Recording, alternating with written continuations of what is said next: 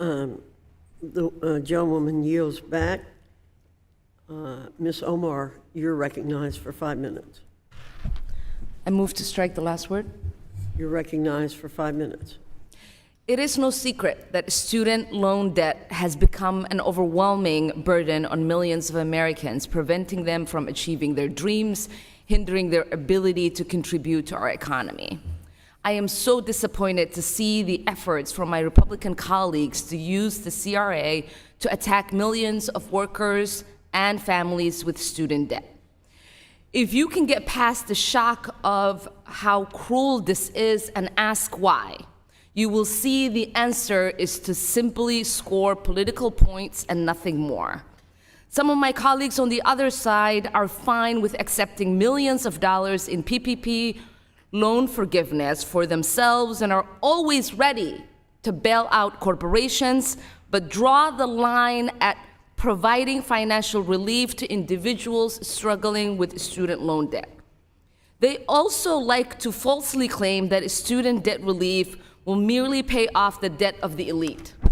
But the truth is, President Biden's debt relief program was designed to provide much-needed relief to most economically vulnerable borrowers, with more than 90% of student debt relief going to borrowers earning below $75,000 per year.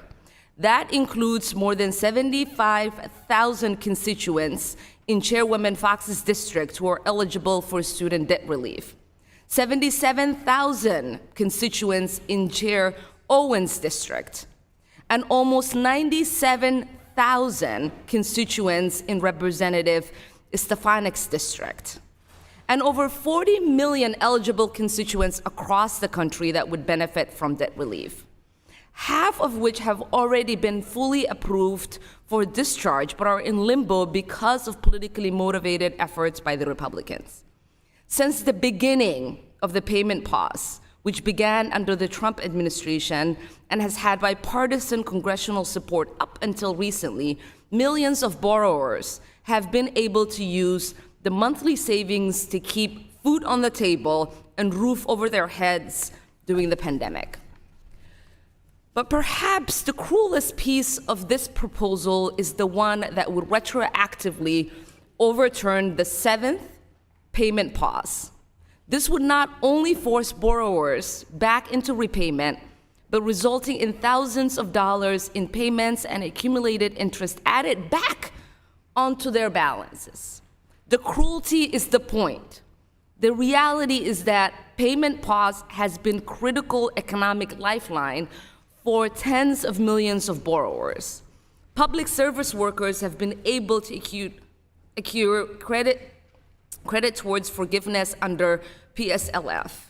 This proposal will also claw back progress made and reinstate loans that have been canceled over this time frame.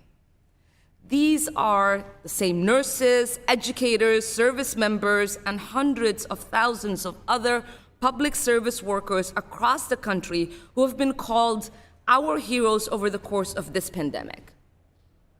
This is how my Republican colleagues want to pay them back. The fact is that student loan borrowers and their families should not be used as a political pawn. Congress should be acting to improve the circumstances of the American people, not attempting to thwart the president's efforts. Let us stand up for the tens of thousands of federal student loan borrowers and their families who would be affected by student debt. Vote no on this resolution. I yield back. The gentlewoman yields back.